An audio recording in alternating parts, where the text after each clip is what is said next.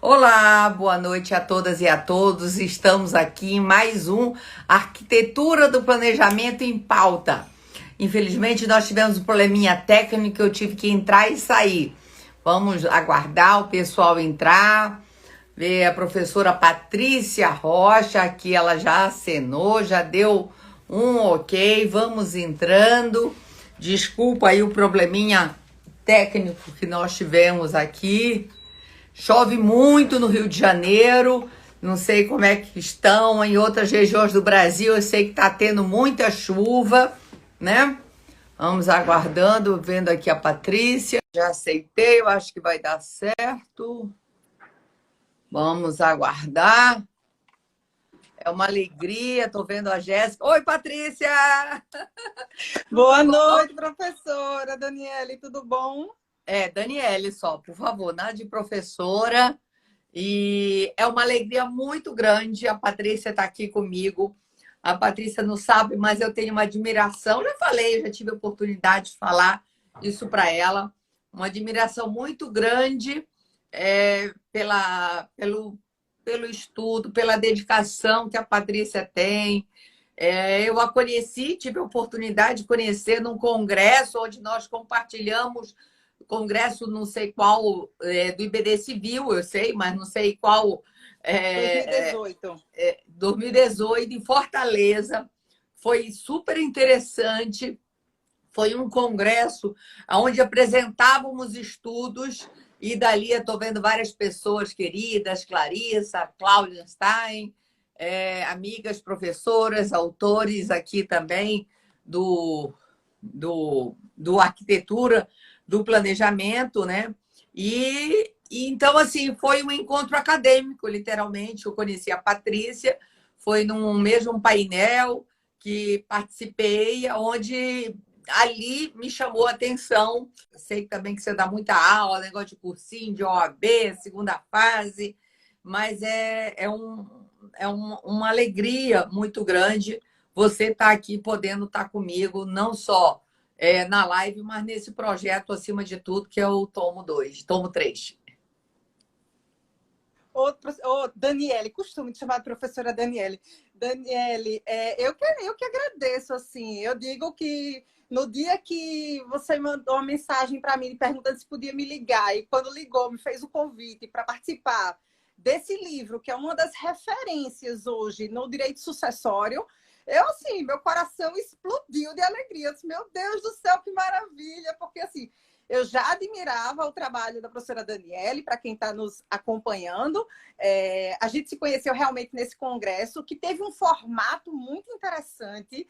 Foi um painel com excelentes discussões. Estava a professora Giselda, a professora Daniele, a professora Heloísa. Tinha uma série de professores de vários estados do Brasil. E aí, inclusive, o meu tema, o tema da professora Daniele, professora Giselda, eles meio que se conectavam, tratavam o mesmo assunto, só que perspectivas distintas, e era muito legal, porque foi Mas você lembra que eu apanhei, né? Porque eu vim falar da possibilidade, da flexibilidade do 426, dos pactos sucessórios, e apanhei. Elas voaram na minha jugular. E aí, a partir daí, a gente começou a se encontrar em alguns eventos acadêmicos, presenciais, virtuais, nas reuniões do grupo de pesquisa do professor Paulo, né? Lá do Conrep, da UFPE, e nos seguirmos nas redes sociais. E assim, eu acompanho muito o trabalho da professora Daniele, sou uma fã de carteirinha, então participar não só do livro, mas participar desse encontro virtual aqui do Arquitetura é uma honra, é um privilégio, é um prazer muito grande. Não tinha como eu não achar um tempo para participar desse encontro. E aí tudo é descoberta, gente, também de como a gente recorta o artigo. Tem professores específicos que eu já sei exatamente o que eu quero, outros eu quero muito o professor em si, ou a professora, como foi o caso da Patrícia, eu queria, e nós trocamos ideias sobre algumas possibilidades de temas. E foi quando surgiu exatamente esse tema, né? Eu quero aproveitar e apresentar também a Patrícia, que é doutoranda na Universidade do Minho, em Portugal, que a minha região, sabia? Eu sou portuguesa, também tem descendência e ela é dessa região do Minho. Mestre pela Universidade Federal de Pernambuco, professora de Direito, Família e Sucessões, pesquisadora do grupo de pesquisa Constitucionalização das Relações Privadas, que é o CONREP, onde tem vários encontros, gente, tem canal do YouTube, entrem, tem palestras maravilhosas, conteúdo riquíssimo, coordenada pelo nosso queridíssimo Marcos Errates, vice-presidente do IBDFAN de Alagoas, advogada e conselheira seccional da OAB de Alagoas. E a Patrícia, como ela disse, a gente se segue nas redes sociais e eu fui acompanhando todo o doutorado dela, algumas matérias, depois veio pandemia, assim por diante em Portugal.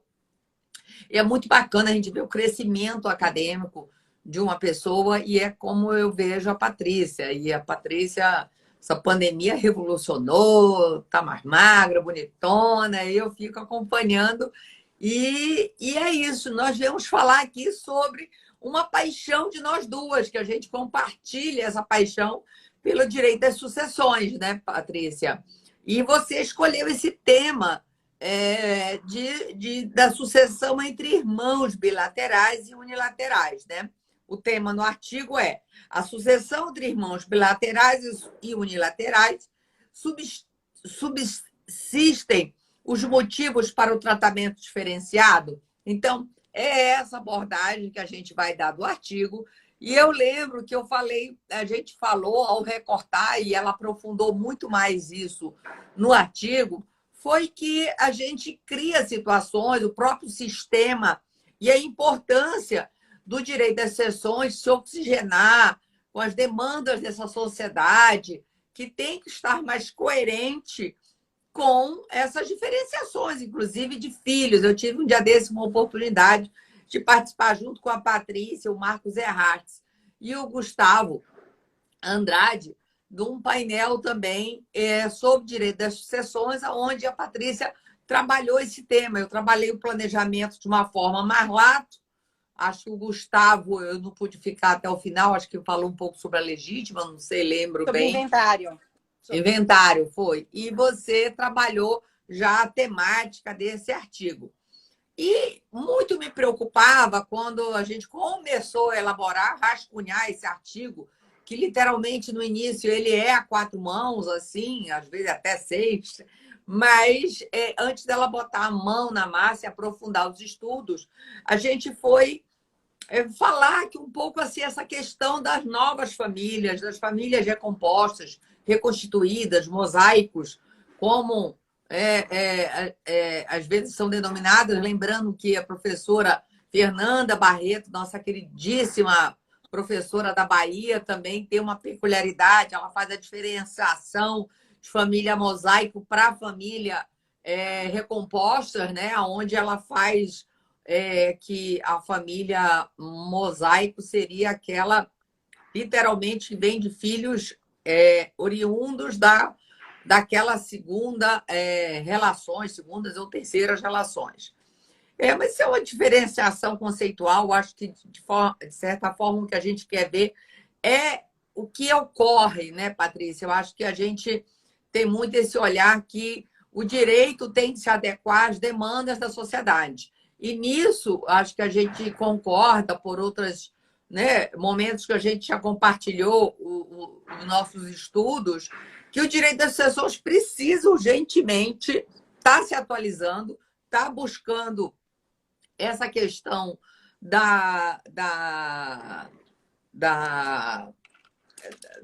estar de acordo com essas demandas que a sociedade e muito oriundos dessas recomposições familiares. E eu lembro de ter chamado a atenção que, às vezes, muitas vezes, o filho de um casamento já está numa outra estrutura, já está inserido no mercado de trabalho e tudo, e tem um filho de uma outra relação ou vulnerável, que você precisa dar uma maior atenção. E, lógico, isso foi só, vamos dizer assim, o desenrolar do carretel, que a Patrícia foi trabalhando muito melhor esse tema, né, Patrícia?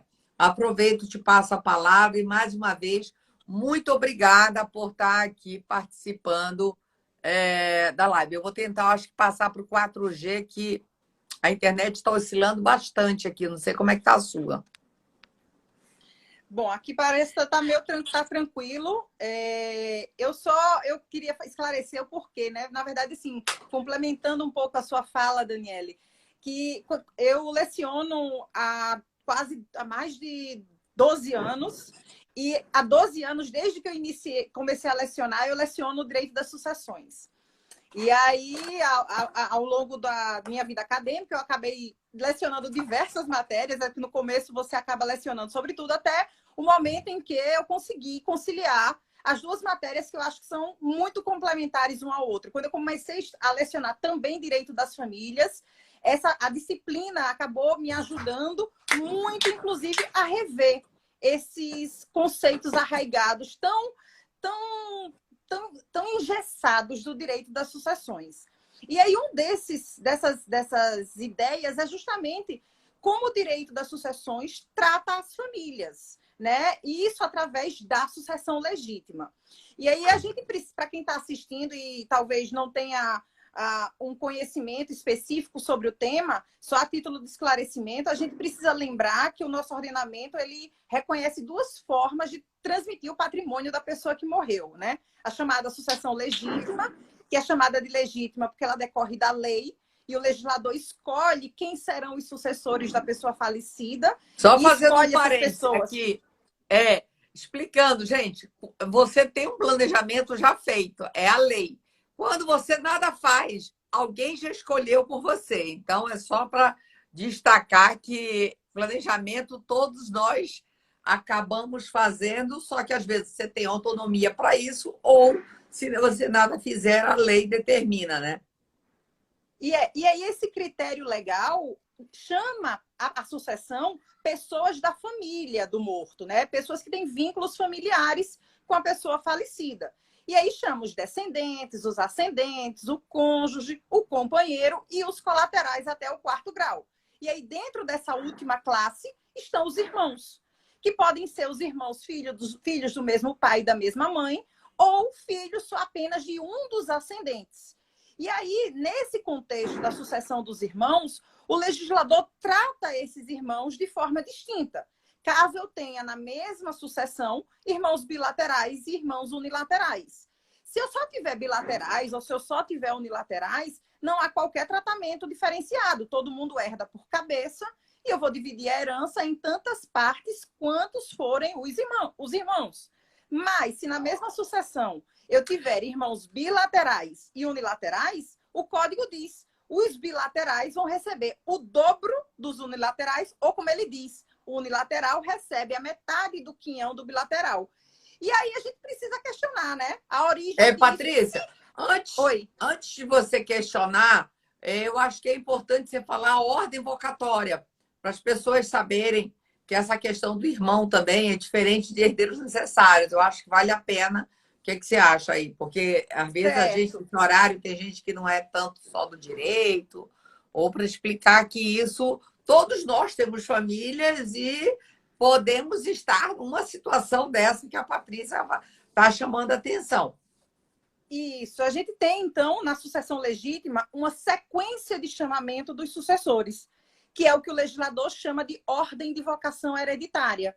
E aí, nessa ordem que está organizada lá no artigo 1829 do Código Civil, o legislador diz que, em primeiro lugar, serão chamados à sucessão os descendentes, com a possibilidade desses sucessores dividirem a herança com o cônjuge ou companheiro sobrevivente, dependendo do regime de bens do casamento e, no caso da comunhão parcial, da origem dos bens da herança. Se o falecido não tiver descendentes, eu passo ao segundo lugar da ordem de vocação hereditária, a segunda classe, que é a classe dos ascendentes, que também concorre com o cônjuge ou companheiro sobrevivente. E aí, não havendo descendentes, não havendo ascendentes, em terceiro lugar, o código chama o cônjuge.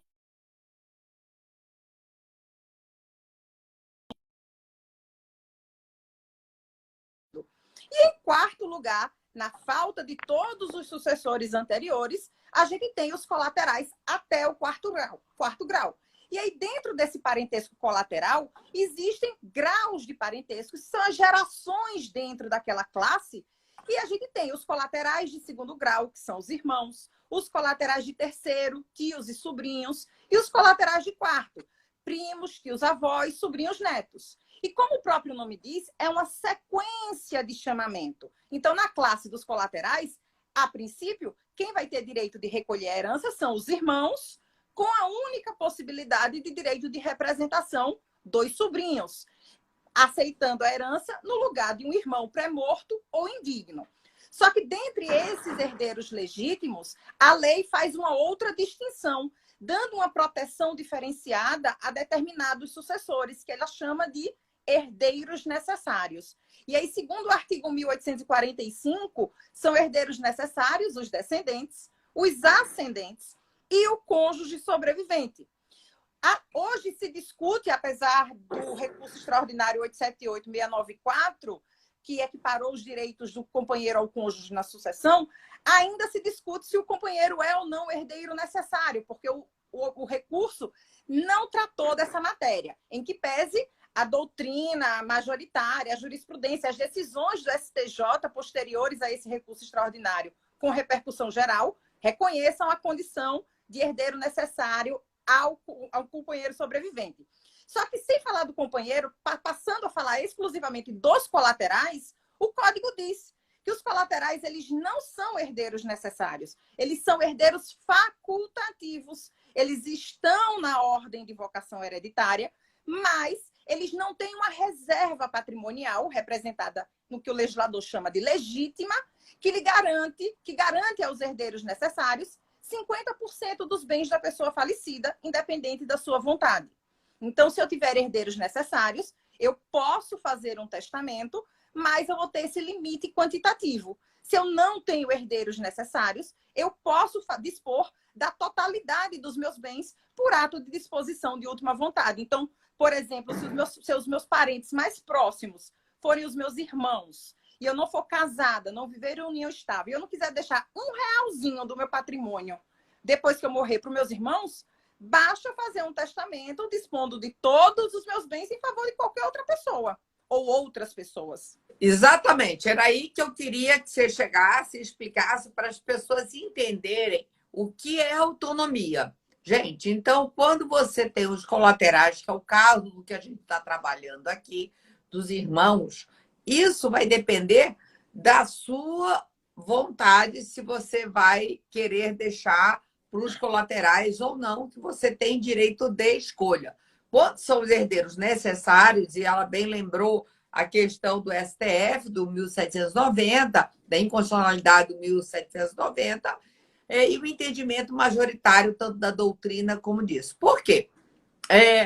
Então, primeira coisa que eu acho que é importante é saber que você pode estar dispondo. E aí, o que a lei nos apresenta sobre a questão desse tratamento, né? Que é porque você começa seu artigo falando de parentesco, né? No primeiro item.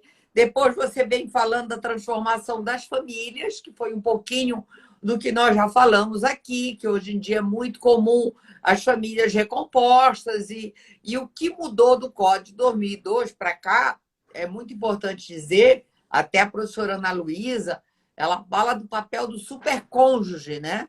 Porque nessa ordem vocatória que a Patrícia falou, o cônjuge barra companheiro, para não entrarmos em questão aqui,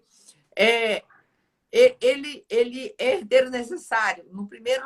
Na primeira ordem do inciso da ordem vocatória, ele concorre com os descendentes, com os ascendentes e, em terceiro lugar, sozinho, antes dos colaterais.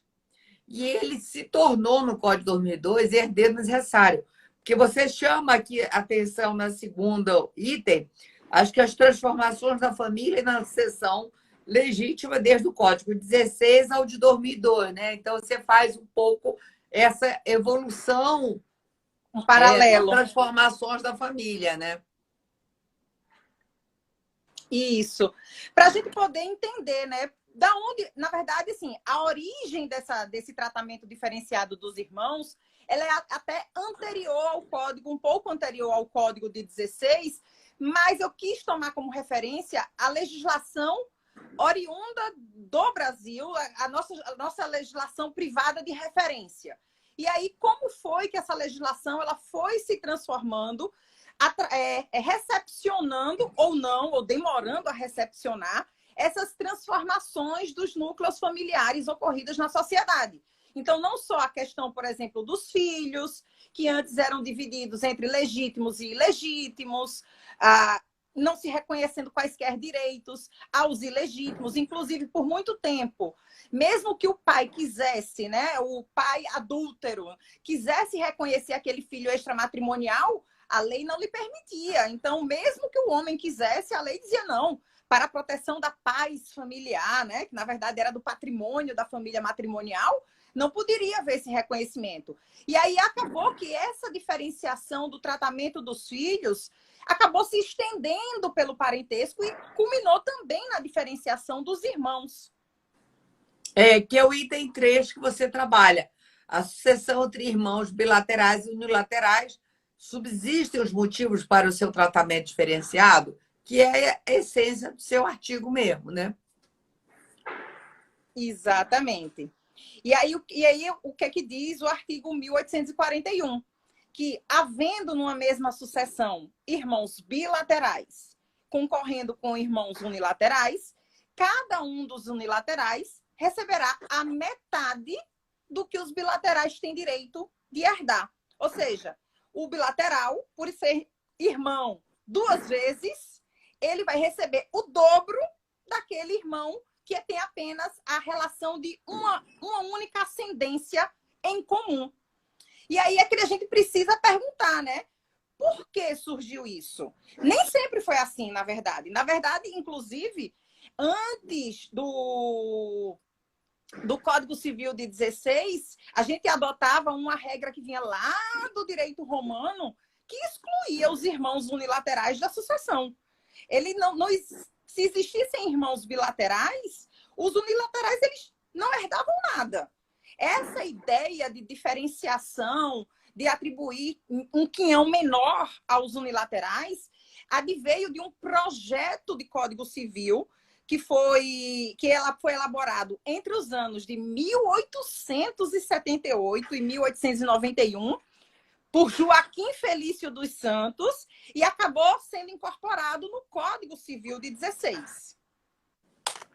É uma loucura, né? Então, assim, gente, olha só a data desse projeto e se isso se condiz com as transformações das famílias na atualidade, né? Então, eu acho que é muito importante. A gente trabalha muito, e lá também a Universidade Federal de Pernambuco, através do professor Paulo Lobo, a gente trabalha muito com a funcionalização dos institutos, né?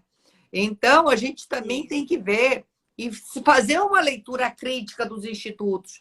Não é aceitar porque a lei é assim e pronto, né? A gente tem que contextualizar, acima de tudo, a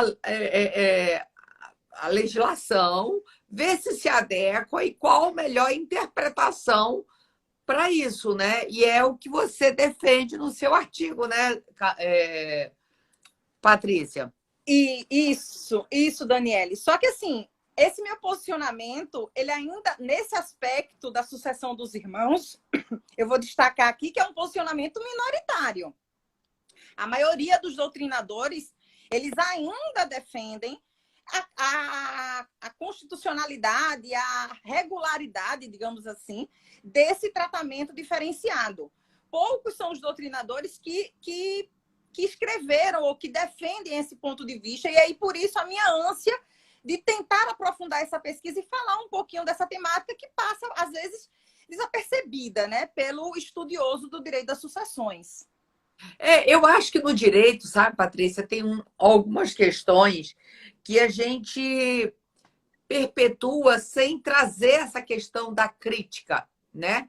Então, da crítica do Instituto. Então, eu acho que isso, por exemplo, o professor Daniel Bucar, ele faz um questionamento muito grande sobre o direito de Sezini, né? No direito das sucessões. Por quê? Ele diz que o direito de Sezini ela foi importada da França numa coisa que nem existe na França, porque não existe espólio na França, né? E no Brasil, a gente não tem como passar, você tendo patrimônio, não tem como você deixar de fazer um inventário. Você pode fazer judicial, extrajudicial, você pode utilizar estratégias do planejamento para simplificar este inventário e assim por diante. Mas é falácia de quem diz que se você fizer holding, você vai blindar seu patrimônio e não vai passar por inventário. Você pode facilitar tudo para isto. Então, ele diz que nós temos direito de sesine brasileiro e que não é direito de sesine. E aí, o que acontece? Você também sabe, Patrícia, aqui, como a gente né, se identificou muito pela paixão do direito das sucessões, o direito das sucessões, trazendo a Ana Luísa, que foi uma pioneira, né, desses professores mais jovens e, ao mesmo tempo, já tão tradicional como ela, das vozes dessa nova geração, mas que já está aí. A Ana Luísa foi minha professora da faculdade. Eu formei, apesar de mais velha, a minha vida deu outras voltas e ela foi na graduação, tá? Direito das sucessões na graduação. E eu entrei numa faculdade, eu tinha... Bem, até os 31 anos eu não tinha ensino médio, tá? Então, começa daí. Eu até falo 30 para ficar redondo, mas, na verdade, foi até os 31 anos eu não tinha ensino médio. Então, a minha vida acadêmica foi toda mais tarde. Apesar de eu ser mais velha, a Faculdade de Direito foi minha primeira faculdade. E quem me acompanha sabe um pouco a minha história. Então, Ana Luísa, e eu falo assim, porque ela é super nova para ter sido, né, minha professora de graduação. E já estudar. Ana Luísa foi a primeira vez na minha casa, convidada pela professora Maria Celina Bodão de Moraes, dizendo assim, vou levar duas moças que fazem o mestrado, uma adora sucessões, colação. Ela era quase vista como um ser extraterrestre porque gostava de direito das sucessões. Por quê? Até muito pouco tempo atrás, Patrícia, sucessões ou eram os clássicos ou os manuais. Saía-se muito pouco artigo sobre direito das sucessões. As pessoas, eu digo que o direito das sucessões é o livro quinto do Código Civil, era o patinho feio do Código. Ou seja, ninguém estudava direito das sucessões. Você tinha nisso. Você que é professora sabe que nos TCCs as pessoas não optam por essa área. Mestrado, doutorado também, você consegue refletir. Cursos de pós-lato sensu também. Eu trabalhei durante 10 anos com o professor Gustavo Tepedino com uma pós-direito civil constitucional na UERJ, no CEPED da UERJ. Eu vou te falar, eu não tive 3 TCCs, eu era coordenadora, eu participava de várias bancas e eu via os relatórios finais de quem defendeu e assim por diante. Em 10 anos, eu não tive 10 temas sobre sucessões. Então, eu sinto isso na prática, na academia, no mestrado, doutorado, pouquíssimas pessoas. As pessoas até hoje não entendem planejamento sucessório, falam muita besteira, ainda me olhavam de uma forma, como se eu estivesse estudando uma tese para fazer coisa errada, entendeu? Assim, e não é. Planejamento sucessório é muito mais do que querer fraudar a legítima ou buscar formas escusas de uma organização patrimonial. Então, a Patrícia me chamou a atenção de ser uma apaixonada por uma área que é onde você vê poucas pessoas saberem sobre direito das sucessões. Eu sei que também as pessoas, muitas vezes, nem vão nas aulas de sucessões, já estão preocupadas com prova da OAB, já estão estagiando, é uma matéria dada lá no último semestre da faculdade, e seja por isso, só que o patinho feio, Patrícia, eu digo que ele se tornou um grande cisne, né? E uma área de muito interesse, e eu digo, chamo a atenção das pessoas sempre que eu posso estar falando sobre direito das sucessões, e eu aceito, vamos ali na esquina falar, eu vou, porque eu acho que é importante as pessoas desconstruírem esse temor, que já é difícil, né? As pessoas já é da natureza ter problema com a finitude, é da natureza humana.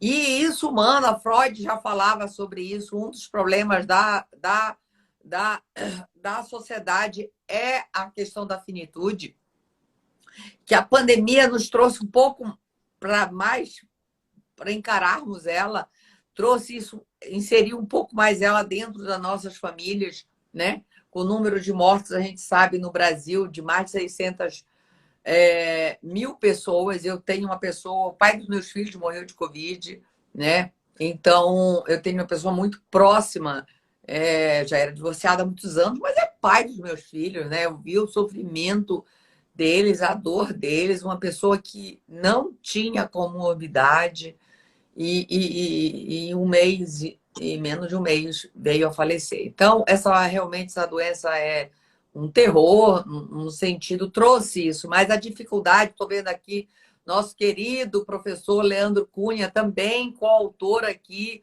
fiz uma live recente com ele. Patrícia, você está me ouvindo? Eu travei? Gente, eu travei?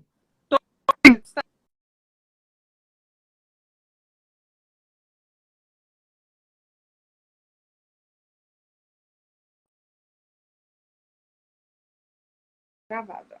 Vamos esperar. Vamos lá. Pronto. Voltou. Hein? Destravei. Eu acho que eu fui para o Wi-Fi, eu fui para sair do Wi-Fi, eu fui para o G4, 4G, quer dizer. Então, eu falando tudo isso, porque é uma das dificuldades das pessoas falarem da morte. Eu acho, e isso a gente tem que desmistificar, a gente tem que ter ela. E quando eu falo que isso é um problema no mundo, e o direito das sucessões ganhou essa importância não só no Brasil, no mundo também. O valor, as pessoas vivem muito mais hoje, né, Patrícia? As pessoas ganharam, são dados do IBGE, mais de 20 anos na sociedade. Então, a gente tem que encarar a vulnerabilidade, a velhice da gente e assim por diante. Seja essas questões dos filhos, nós não temos mais um formato de família, né? O pai, a mãe e os filhos, aquela família só constituída da família legal. Não foi o fim das famílias. Você é muito nova, não lembra, mas eu lembro do divórcio. Eu sou de 67, a lei de divórcio é de 77, eu tinha 10 anos. Mas eu lembro da televisão, de falarem, parecia que era o fim das famílias. E se ocorreu, foi o fim de um modelo de família, né? As famílias são... E esse fator, essas transformações socioeconômicas ocorreram no mundo, vamos fazer um recorte aí, no mundo ocidental, né, Patrícia? Então, o direito das sucessões ganhou uma importância toda.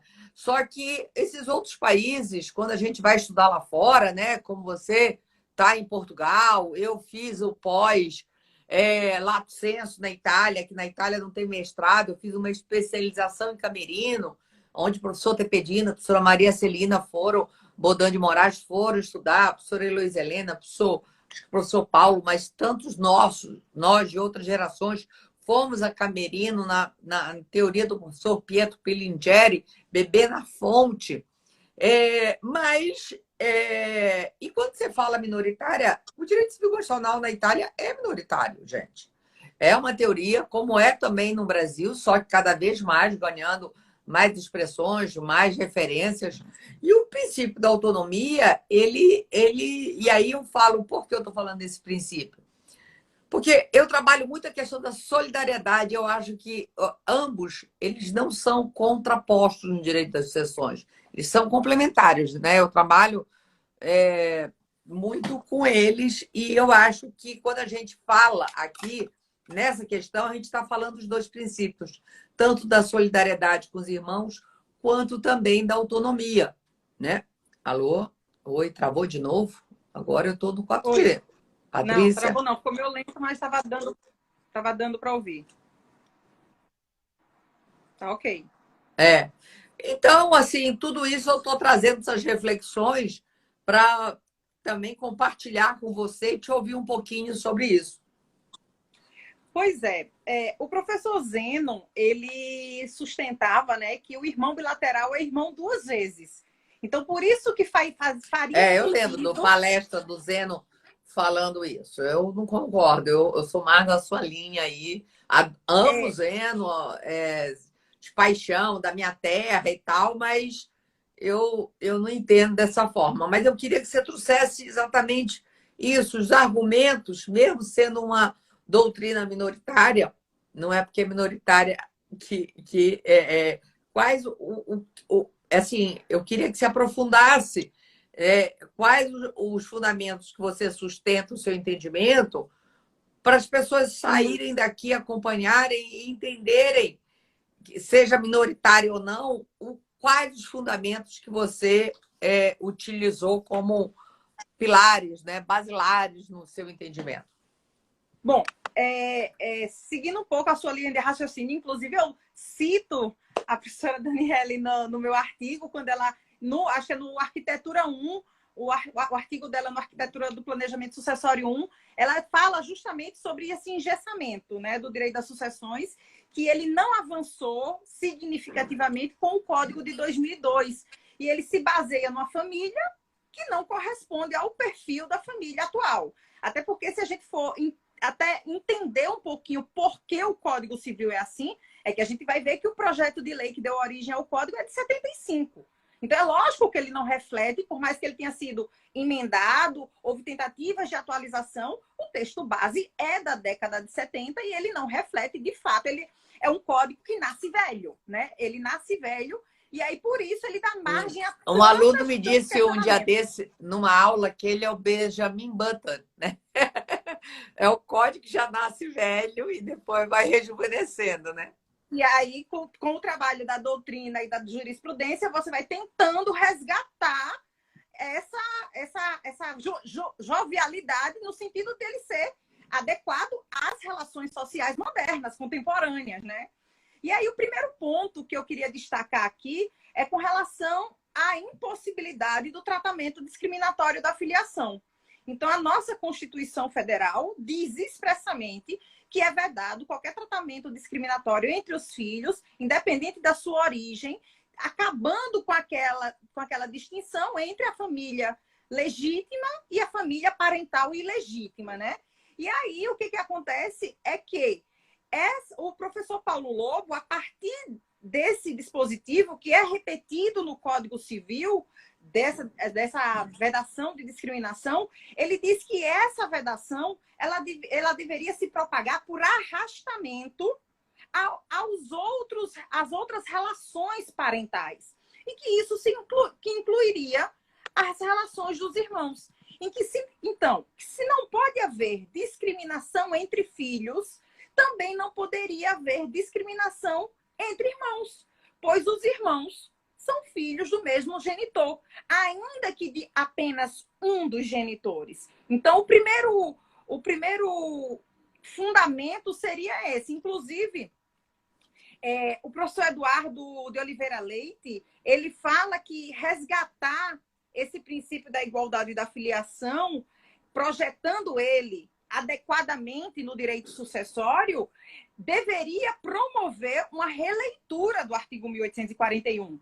Segundo o professor Eduardo a leitura desse dispositivo deveria ser simplesmente assim: concorrendo à sucessão, irmãos germanos, irmãos consanguíneos ou uterinos, e aí porque é uma sugestão já antiga, tocará todos quinhão igual, bem como aqueles que os representam. Então, tiraria essa discriminação.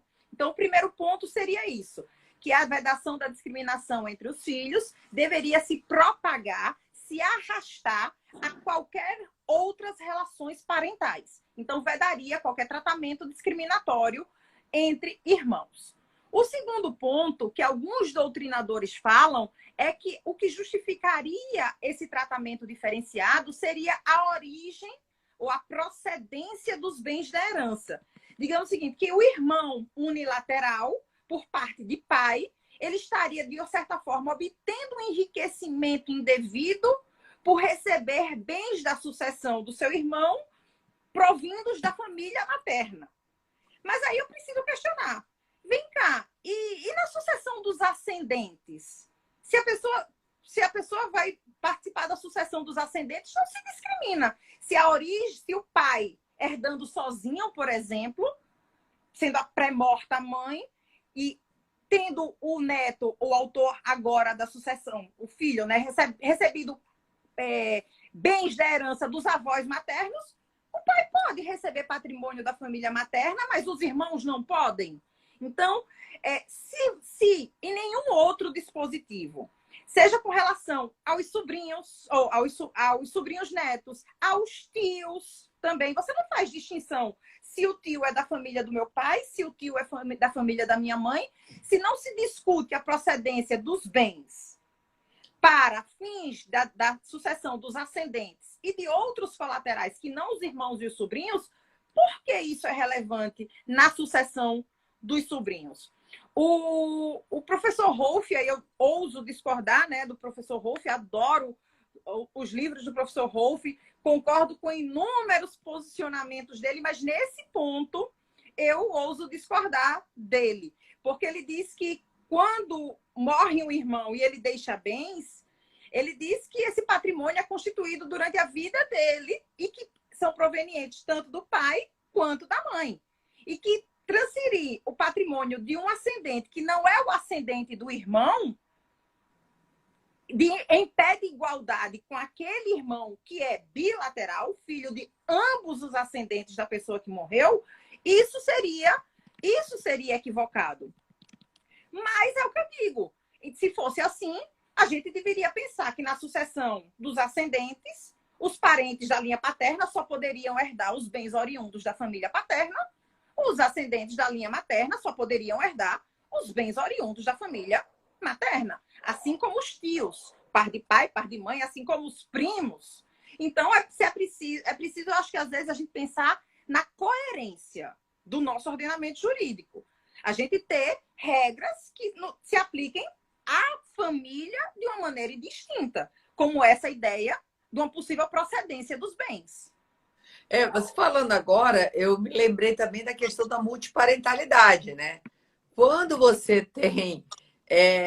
eu acho que as pessoas foram e estão banalizando um pouco, às vezes, a questão da multiparentalidade. Não que eu seja contra, pelo contrário, mas eu acho que as pessoas esquecem um pouco os efeitos jurídicos dessas multiparentalidades. E o Zeno, nesse sentido, ele concordava que se tiver dois pais, vai herdar dos dois. Deveres e obrigações também, pode-se recorrer alimentos aos dois, né? Então, assim, de certa forma, então, assim, essas distinções para essa questão dos filhos e de bens da origem é um pouco contraditório, pelo menos assim, que eu esteja pensando nessa projeção de multiparentalidade, né? Fazendo uma correlação. E além disso, na multiparentalidade, a gente precisa questionar como aplicar o artigo 1841. Porque se a lei diz que o bilateral recebe mais do que o unilateral, e se eu tiver um irmão trilateral? Porque se eu for registrado em nome de 3 pais, e o meu irmão também for, e eu tiver irmãos que não são registrados no nome dos 3, são registrados em apenas no nome de 2 pais. E se eu tiver irmãos quadrilaterais? E aí eu tenho irmãos quadrilaterais, trilaterais, bilaterais, unilaterais na mesma sucessão. Como é que eu vou dividir a herança entre eles? Eu vou dizer, se eu digo que o bilateral recebe mais do que o unilateral, então o trilateral recebe mais do que o bi, o quadrilateral recebe mais do que o tri. Vamos simplificar, todo mundo recebe igual, até porque se a gente pensa hoje no conceito de família, família é essencialmente uma relação de afeto. E essa relação de afeto não está necessariamente ligada aos vínculos biológicos. E aos vínculos registrais. Então, o que eu penso é que, nesse cenário em que os próprios, como você falou no início da nossa conversa, os próprios dados do IBGE falam de um crescente aumento das famílias reconstituídas, das famílias recompostas, dessa mutabilidade desses núcleos familiares, dessa constante mutabilidade. Será que realmente faz sentido quando eu trato o afeto como parâmetro interpretativo quase supremo, não só talvez inferior à dignidade da pessoa humana, como parâmetro norteador das famílias. Será que cabe falar nessa distinção? Eu acho assim muito coerente com os princípios que a gente pensa, estuda o direito, além do entendimento somente direito civil, além do entendimento só da lei por si só, trazer essa reflexão, esse questionamento, essa análise crítica, né? E trazer isso para a realidade. Por exemplo, se as famílias multiparentais estão aí, como é que eu vou fazer com elas, né? Se a gente já tem, talvez foi uma forma de um entendimento de uma coisa muito nova para a época, né? E que ainda tinha como basilar uma forma de família. A gente sabe que esse código foi remendado, né? A gente tem a parte, a professora Giselda destaca, as sucessões da união estável está dentro do Código de Família, porque você vê que foi inserido, porque não existia se o anteprojeto é antes da Constituição. Gente, até a Constituição, o formato de família legal era única oriunda do casamento. E o professor Paulo Lobo tem um artigo maravilhoso que fala que a Constituição traz de uma forma somente exemplificativa aqueles 3 tipos de família: monoparentais, as famílias oriundas de união estável ou de casamento, né? Então, eu acho que esse entendimento evoluiu muito com essas transformações das famílias para ainda se manter uma distinção de filiação dessa natureza. Eu acho, né, que o direito, a gente sabe que às vezes, infelizmente, a gente tem alguns retrocessos nos entendimentos, aí até recentemente, da repercussão em relação às famílias né, compostas de mais de um tipo de famílias paralelas, concubinato, que também tem um outro cunho, né? Até a Maria Rita já tinha um artigo com a querida professora Luciana Brasileiro no tomo 2, que era um viés nesse sentido, e a Maria Rita participou do último congresso, e ela fez, já agora, depois dessa decisão do recente sobre as famílias né,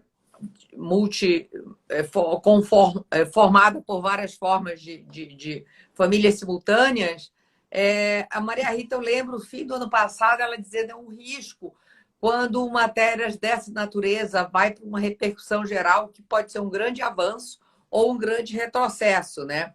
Estou vendo aqui que o Leandro fez. O reconhecimento da multiparentalidade impõe a releitura do texto legal quanto à sucessão dos irmãos. Leandro, exatamente foi o que nós concordamos com você nesse sentido, que eu chamei a atenção da questão da multiparentalidade. Então, realmente, uma releitura necessária, e o questionamento seu, porque tem algumas coisas, né, Patrícia, que às vezes você vai passando ou perpetua da mesma forma, vai se repetindo, sem se olhar, sem essa análise crítica, se realmente os institutos têm que permanecer daquela forma, ou se ainda se compõe, se ainda tem essa função. Eu acho que quando a gente busca a função dos institutos, é muito isso, né? E não só perpetuar o instituto por ser daquela natureza. Ele se adequa nessa forma. Como é que a gente pode estar entendendo? E são as interpretações doutrinárias que muitas vezes vai sendo o alicerce, né, para uma transformação até de entendimento da jurisprudência, né? Isso. Eu queria só dar um grande abraço virtual no professor Leandro, que, inclusive, eu já tive a oportunidade de participar de uma das reuniões do seu grupo de pesquisa, o Conversas Civilísticas, justamente para falar sobre os efeitos sucessórios da multiparentalidade, falando também da sucessão dos descendentes, dos ascendentes, e falei também desse ponto da sucessão dos irmãos. Então, professor Leandro, um grande beijo. Eu também já tive a alegria de participar também do grupo de pesquisa dele. Eu tratei a questão de gênero no planejamento sucessório. Também foi uma oportunidade, né, Leandro? Muito obrigada por estar chamando. Eu acho que esse diálogo entre doutrina é muito importante, ver um outro aspecto, trazer gente de fora, nesse intercâmbio enriquecedor que as regiões diversas desse país. Então, a gente está falando aqui do Rio de Janeiro, minha formação do Rio, com Alagoas, com a Bahia, e aí tem entendimento do Rio Grande do Sul, do professor Rolf, do professor Zeno no Norte. Então, tudo isso é muito rico. Aí, a professora Simone representando os gaúchos, tchê. Simone, um abraço aí para você, né? Porto Alegre aí presente. E é isso, Patrícia, super obrigada pela sua Rapidinho, participação. professora, só aproveitar, tem um outro ponto bem rápido aqui. Não, a gente ainda tem alguns minutinhos aí. Que eu acho que a gente precisa também não só atualizar no sentido de olhar a legislação de acordo com a realidade social, mas também olhar a legislação de forma sistemática, né? O código ele precisa conversar entre si, os livros precisam conversar entre si. E aí eu acho que tem uma disparidade numa parte que trata dos direitos e deveres dos irmãos, no direito das famílias e no direito das sucessões, que é no sentido da obrigação alimentar. Então, quando o nosso Código Civil estende a obrigação alimentar aos irmãos, ela não faz distinção entre os irmãos bilaterais e unilaterais. Então, para pagar alimentos, os irmãos pagam de acordo com a sua possibilidade, de acordo com a capacidade contributiva. E aí pode ser que a capacidade contributiva do unilateral seja muito superior à do bilateral. Mas ele não vai pagar só a metade. Ele vai pagar de acordo com essa possibilidade. Então, se quando a gente fala em ônus, não existe essa distinção, porque quando a gente fala no bônus, no direito à herança, a gente tem esse tratamento. Então, é preciso a gente também olhar essa questão da disparidade do tratamento dos irmãos em relação aos institutos do direito das famílias e do direito sucessório, fazendo uma análise sistemática do Código Civil. Com certeza. E lembrando que um ordenamento é uno, né, gente? A gente está dentro de um ordenamento onde a gente tem uma ápice, a nossa Constituição, e as legislações infraconstitucionais. Então, o Código Civil ele tem que ser coerente, porque o sistema também, não só coerente com a Constituição, com os princípios basilares constitucionais, com os valores postos como nortes da nossa Constituição, mas o próprio Código Civil também tem que ser coerente. Quando você tem uma legítima, independente da crítica que possamos ter, né, Patrícia? Mas se, enquanto existe a legítima, vai ter, sim, por mais absurdo que a gente acha, a limitação na doação. Por quê? Isso é um exemplo. O sistema tem que ser coeso, né? Ele tem que se falar interface. Então, dentro desse ônus e bônus também ter esse diálogo, né? De se fechar o entendimento. Eu não posso ter a legítima e, ao mesmo tempo, ter uma liberalidade, poder doar o que eu quero. Por mais errado que eu seja, que a gente tenha limitação, mas enquanto existir a legítima de 50% do meu patrimônio para herdeiros necessários, eu tendo aqueles herdeiros, voltando lá no início da nossa live, onde a professora fez muito bem essa explanação para entender quando é a situação ou não, e lembrando que também que você pode estar dispondo isso de uma forma, utilizando a sua autonomia e podendo ser solidário a outras pessoas de uma forma, como é o caso aqui dos irmãos, que a gente está fazendo essa análise crítica sobre essa distinção de tratamento, né, Patrícia? Ô, Dani, e só um último aspecto, assim, por mais que às vezes até alguém que não concorda com essa alteração pode dizer, mas se eles são herdeiros facultativos, se eles não são herdeiros necessários, você poderia igualar o direito deles por meio de testamento. Beleza, poderia sim. Mas qual é a realidade da elaboração de testamentos no nosso país? A gente, ainda por mais que defenda essa amplitude da liberdade de testar, o exercício dessa autonomia sucessória, né? No âmbito sucessório, a gente sabe que ainda se faz pouco testamento no Brasil. Que pouquíssimo, realmente... não só. Então, é por isso que eu instigo as pessoas, mas é o que eu falei no início, né? Se você nada faz, tem um planejamento, a lei te determina.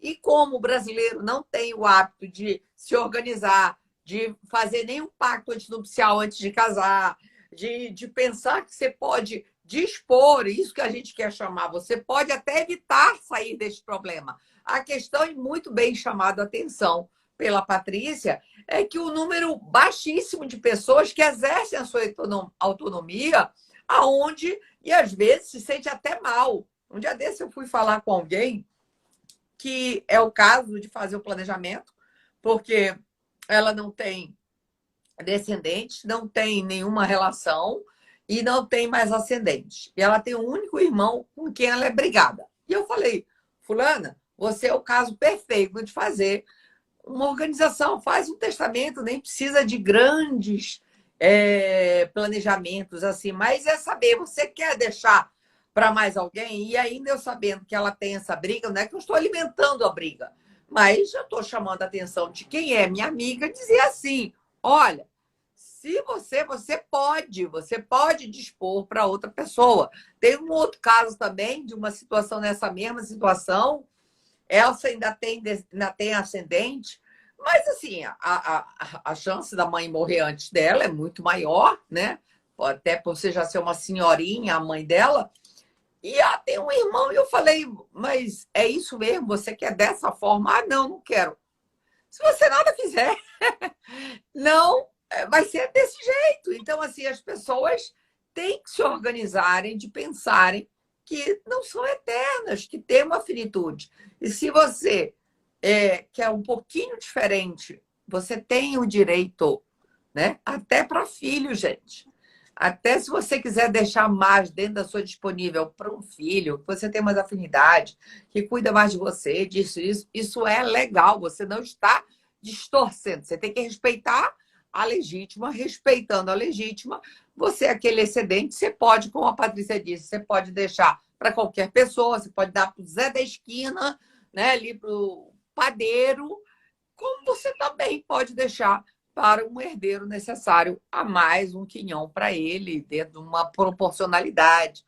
Como você pode ajudar uma tia, pode deixar o estudo de um afilhado e assim por diante. O que eu quero deixar aqui é deixar claro que isso não tem que ter culpas, não tem que ser um problema. Isso tem que ser tratado muito mais naturalmente. Isso tem que ser almoço de domingo, sabe? Depois do almoço, e tal. Porque, gente, todos nós vamos morrer. Não é se, é quando. Exatamente. Né, exatamente. Patrícia? A gente precisa tirar esses tabus, inclusive esses tabus sociais, esses preconceitos de, eu não vou falar da morte, eu não quero fazer um planejamento sucessório, fazer um testamento, porque eu vou estar agorando, eu estou chamando a morte. Não! Você está apenas organizando não só a sua vida, porque aí você já vai... Não, isso é carinho, isso é atenção, isso é cuidado com o outro, com os seus, né? Exatamente. Isso é até para dar um sentido, não é a sua autonomia, acima de tudo. Essa autonomia tem um limite, os próprios limites legais, que é a legismo, a vedação do quadro 6, por mais que eu entenda e respeite cada vez mais o entendimento da flexibilização dele, mas eu tenho que entender que isso não é um problema, não tem culpa você exercer sua autonomia. Mas essa autonomia, ela não só respeita esses limites, essas regras de ouro, como também tem que ter a funcionalidade desse instituto. Eu não posso estar imperando aqui de qualquer forma. Lisandra, tudo bom? Boa noite. Beijo, minha querida. Mas é isso. Então, basicamente, de maneira sucinta, eram esses os argumentos, e aí quem quiser aprofundar, né, adquira quando for lançado o tomo 3 do Arquitetura do Planejamento Sucessório, né, aproveitar fazer o merchan aqui e ler esse e tantos outros artigos muito interessantes que fazem parte da obra. Mais uma vez, gente, super obrigada. Aguardem que está vindo o tomo 3 agora, mês que vem, a gente vai fazer o lançamento, até depois entrar em contato contigo, Patrícia, para estar organizando, que eu vou fazer 3 lançamentos em épocas diferentes dos autores e poder estar atendendo a todos, que eu acho que é importante todos terem um espaço para falar, mas essa época eu vou coordenar ainda, estou vendo com a editora, uma época esse ano, aí início do ano que vem, depois do retorno das aulas, mas, gente, tomo 3 aí com artigos maravilhosos como esse da professora Patrícia. Patrícia, antes que o... Parece que agora o Instagram não derruba mais a gente, sei lá, se derruba ou não quero ter o risco de perder a nossa live e deixar aqui no IGTV. Depois eu te mando o link, se você quiser subir aí também, tá certo? Gente, boa noite, super obrigada. Semana que vem nós temos o professor Cláudio Tessari falando sobre a questão da Previdência, dos impostos, uma live super interessante. Gente, boa Beijo, noite. professora Daniele. Beijo a todo mundo que acompanhou. Beijo, beijo. Tô aqui à disposição. Tá, Lúcia, boa noite, nossa querida aluna do nosso curso. Amanhã tem aula, hein, Lúcia? Gente, Beijo. tchau. Tchau.